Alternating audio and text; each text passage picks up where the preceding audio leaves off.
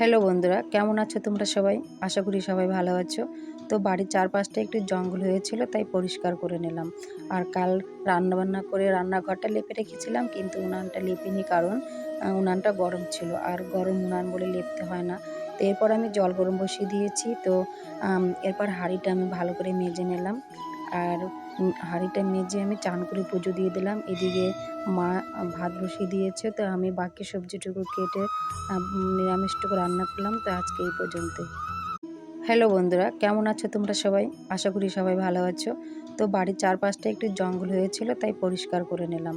আর কাল রান্নাবান্না করে রান্নাঘরটা লেপে রেখেছিলাম, কিন্তু উনানটা লেপিনি, কারণ উনানটা গরম ছিল, আর গরম উনান বলে লেপতে হয় না।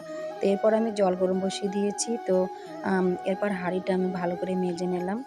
আর হাঁড়িটা মেজে আমি চান করে পুজো দিয়ে দিলাম। এদিকে মা ভাত বসিয়ে দিয়েছে, তো আমি